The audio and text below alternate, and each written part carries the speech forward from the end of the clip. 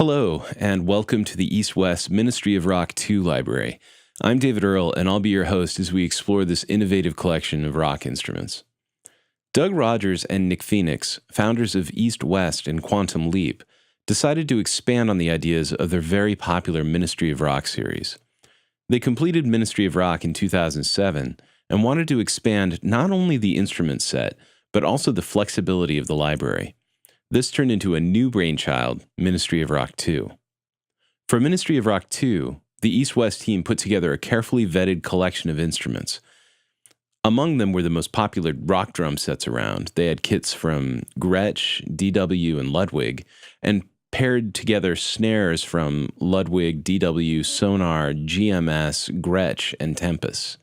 They added more flexibility in the player and the mixer, and gave the ability to swap out different drum pieces. The guitars are heavy and iconic, from the Carvin and baritone guitars, giving you that thick, crunchy sound, to the Fender, Jaguar, and Telecaster guitars, which could go into the pop world. These are all recorded through amazing amplifiers from Fender, Bogner, Divide by 13, Carvin, Mesa Boogie, and Marshall. All of the classics. All of these instruments were played by top-notch musicians, such as Shane Gibson, who we know from Korn, Greg Suron, who is with Goo Goo Dolls and Avril Lavigne, Doug Rappaport, who played with Edgar Winter. The library also has the great Asif Hakik, and in the drumming world, we have Tal Bergman, who played with Billy Idol, LL Cool J, Rod Stewart, you name it, and then Pierre Martin, who's a wonderful Los Angeles bass artist. So all of those musicians, all of these instruments, and we have other things like tempo-synced performances and new scripting systems and all of that. There's a lot to look at. So let's just dive in. First things first, let's look at the library. So I go up to the browser here, and in the browser you'll see we have basses, drums, and guitars. The way that it's organized is if we go into something like the basses, we'll have the main bass categories, and then within each category, like, say, Lackland bass with fingering instead of picking, we get the individual elements, or we can use key switches to allow us to pick between those elements, or we have these what are called playable patches, which will allow us to switch things via velocity. When we get back into drums and we check out the kits, you'll notice that there are kits, and then there are kits with less load. The less load are going to be a little easier on CPU and on your RAM. Then we have the large kits. And even in the large kits, we have regular snare patches, and then we have XXX snares. So depending on which one you want and how much complexity and sample loading you want, you can select between them. The kits are organized by drum kit. So we have the DW kits, the Gretsch kits, and the Ludwig kits. And within each one of those, we have different snares that we can choose. I'm going to come back to these in a second because it's very important to look at how the drum kits load. Under guitars, we have heavy guitars and rock pop guitars.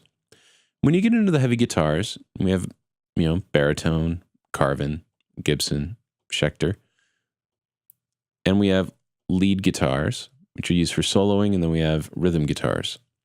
What's kind of neat is not only do we have the elements, which are the individual articulations, and key switching and playable, we also have mod wheel controlled instruments, and then we have tempo sync performances, which if your DAW is feeding it the tempo information, it will play along with your DAW. So whatever tempo you're at, it will play along.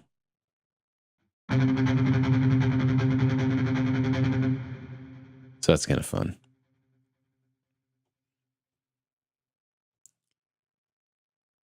Go back to my Lackland bass here.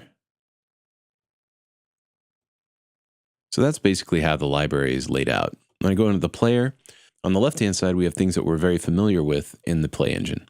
Delay, automatic double tracking, which is a way of it's simulating two instruments that have been recording the same line. But what it actually is exactly the same line being played back on a tape machine that has wow and flutter, which we can control using our delay, depth, spread, and level.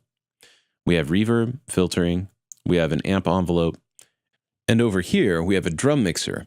We can mix together different elements, such as our close and overhead mics, our room mics, and our compressed room mics. We'll get into that when we talk about drum kits. Up here, we have our source selection, stereo mono, mono from left, mono from right, and then we have swap. That's going to be very important later as well. Down below is our host settings, output settings, MIDI, information, and all of the articulations on the right side. In the mixer gives us individual channels. Then we also have a channel for whatever instrument we happen to have here. This bass is only going to have one channel available. But when we get into something like a drum kit, you'll note that the mixer looks very different. We have kick drums, we have snares, we have hi-hats, toms, and cymbals. And within each one of those, if you click the faders here, you'll be able to mix the individual elements for that group. We'll talk about that in a little bit. All right, let's start exploring these instruments. This is the infamous Lackland bass. It's being fingered, and we have a round robin going on here. So if you hit the same note twice, it's going to play different samples.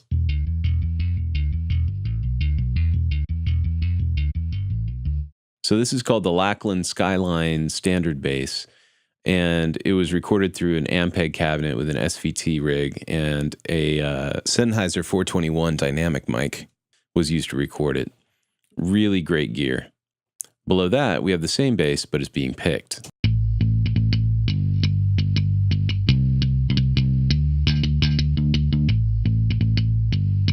Now you can hear just how much variation there is going on in there. There's a lot of really complex scripting going on. It sounds very good.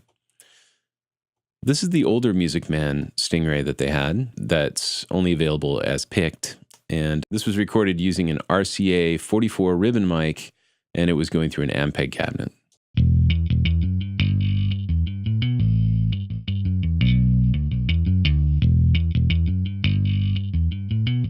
Now on these basses so far, we've been going through the left and the right channel are the same.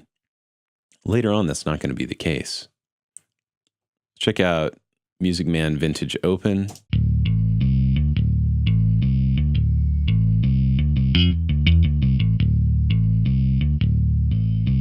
So that sounds very, very good. Now below that, we have their new Music Man Stingray, and this is a whole different animal.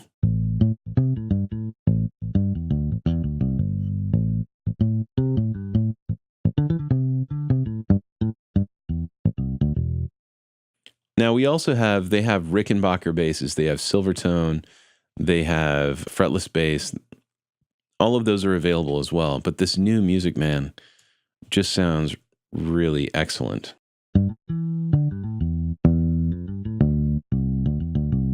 It's got a lot of intelligent legato going on, so that the hammer-ons and everything sound very natural as you're playing through the bass. The left and the right side are different from each other. The right channel is an Ampeg amp, and the left channel is an SWR amp. So what you can do is you can choose between those by coming up here to the channel selector and choosing mono from right or mono from left.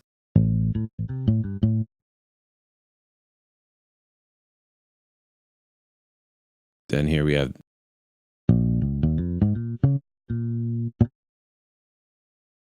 let's check out the right channel. So that's pretty neat. And then if you want to get weird, you can go stereo. But then, of course, you'll get a little seasick. So the basses are really great. They took a lot of basses that they had from their previous libraries, the Hardcore and the XP library, and were able to remaster them for Ministry of Rock. And there is no lack of basses in this library. There are plenty. Okay, let's get down into the drums, because this is where things get a little bit more complicated. So let's go down here. I took a drummer from Logic, and I'm having it play this DW set. Check this out.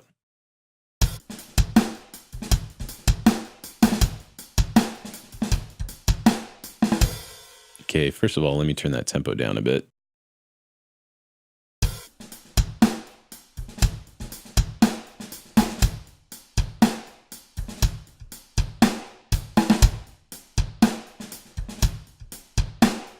So that we have a DW kit that's playing a sonar snare. Check this out. First of all, let's go to the browser.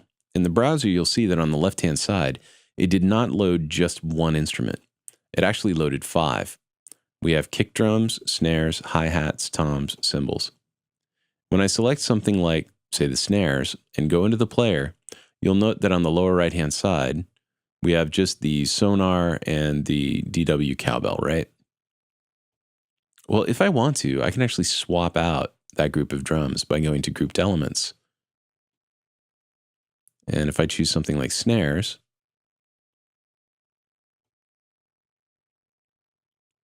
then in the player, we'll be able to see all the different snares, and we could choose between them if we wanted to. If you have enough RAM, this is a great option because it allows you to mix and match your kit like crazy. I mean, you can really pretty much experiment with any combination of kit that you want. One thing that's important is to go up to the drum mixer in the upper right-hand side, and you'll see that all of these 3 mic types have been selected. It's good on your room mics to choose between the room and the compressed room. So what we're doing with these sliders is we're basically mixing the different microphones that were used to record the kit.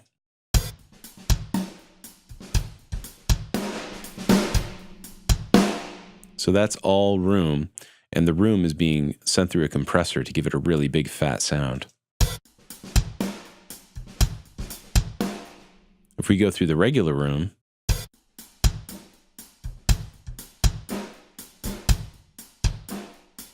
sounds quite a bit different.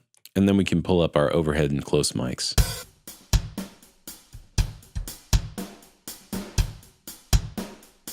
So you can really adjust just how tight that kit's going to be. Now, I'm just messing with the snares right now. I'm not messing with the kick drum and all that sort of thing. Each one of those groups, so if we go to kick drum, that gets its own mixer. So if I pull this down and I go to snares, you'll notice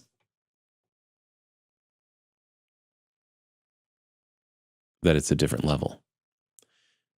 This can also be seen in your mixer. If you go to your mixer and you go to your kick drums and open up the faders for the kick drums, you can choose between the overhead and close mics, room, and compressed room. In addition to that, you also have all of these effects that you can place on just your kick group. So you have an individual SSL channel strip for the kicks, for the snares, for the toms, for the hi-hats and the cymbals. Pretty darn flexible. And again, if you go into the browser, you're able to load all of those groups if you want to, and mix and match to your heart's content. You'll note that on the left-hand side, all of these groups are assigned to the same MIDI channel, so you're playing them all with the same instrument from your DAW. So just for grins, that was a DW with a sonar snare. Let's check out a Gretsch.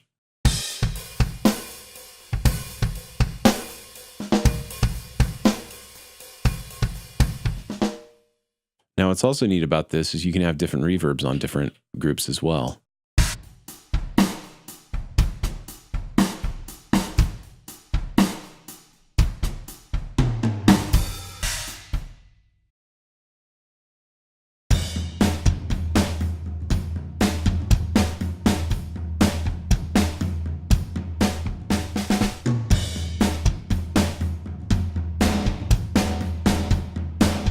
So there I just added a bunch of stage onto it.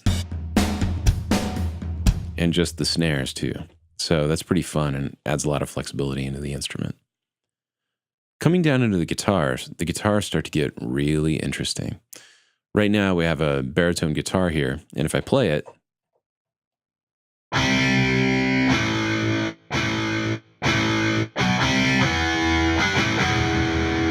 we're using a key switching system on this one.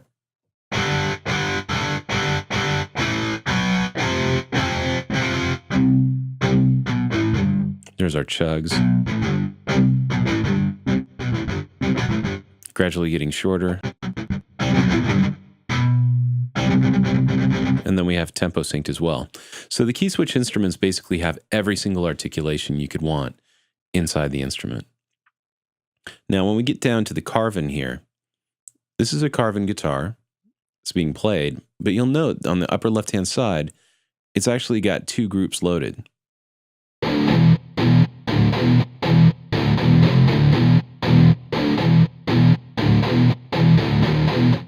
And you'll note that only the right side is playing right now, and that's not in error. It's actually playing one of those groups. If I go to the browser and choose this group, you'll note that it plays only on the left side.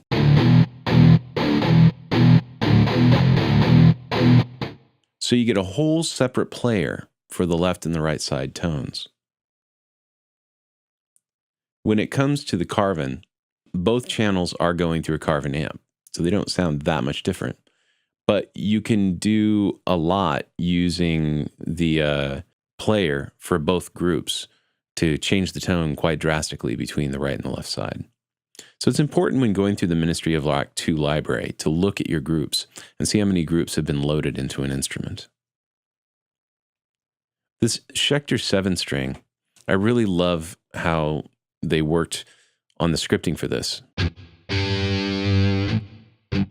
When I play softly, I get chugs. When I play it hard,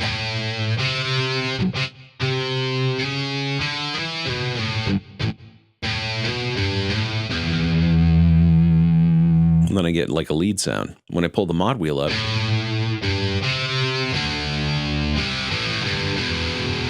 when I play softly, instead of getting chugs, I'm getting full chords.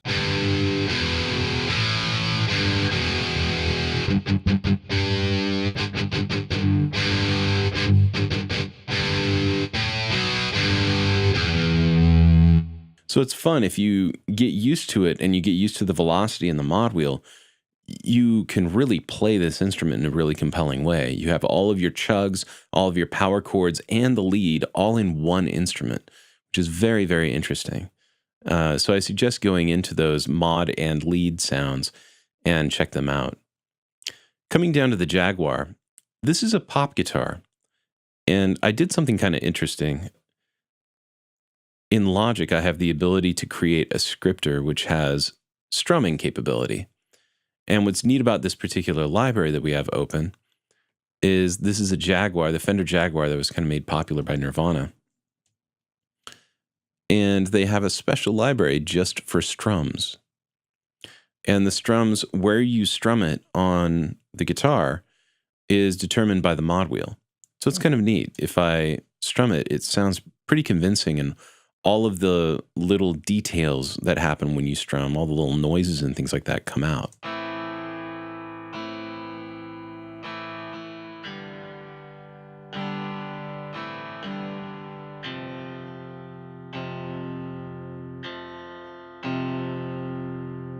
Every little squeak comes out. It's really, really nice.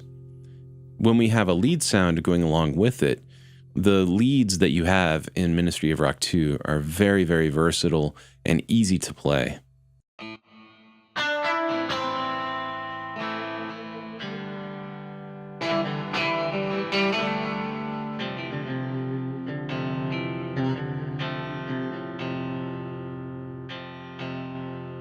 So in Ministry of Rock, not only you get the really heavy guitars, but you get some really nice pop guitars as well. Here's a nice telly sound.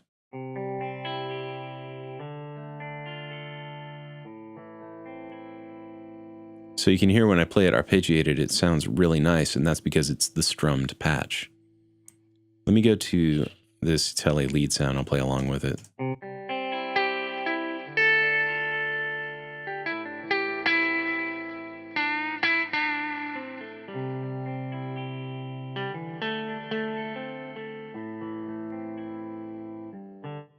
You know, classic spaghetti western sound with that telly. Very, very useful guitar. So that's the Ministry of Rock 2 library in a nutshell, and that's how you can navigate it. Once again, very, very important that you look when you load an instrument to see how many groups have been loaded, and go down to your articulations on the lower right-hand side and really play around with those. Also, be sure to go into your mixer and change all of your mixes with the drum groups as well, and swap out your drums. Have a lot of fun with Ministry of Rock 2. There's going to be a demo coming up here where everything is put together in a really cool way, and you'll hear just how powerful this instrument can be. When you put it into a mix, as a composer, I don't play guitar, and a lot of times I have to lean on this library to be able to deliver something that has guitars in it and not have people tell me that it's fake. That's the biggest thing about the Ministry of Rock series, is that it sounds so good. So I hope that you have a great experience with this library as well. And now I'd like to play you a demo where all of these instruments are put together in a really awesome way. Until our next cartoon, ciao.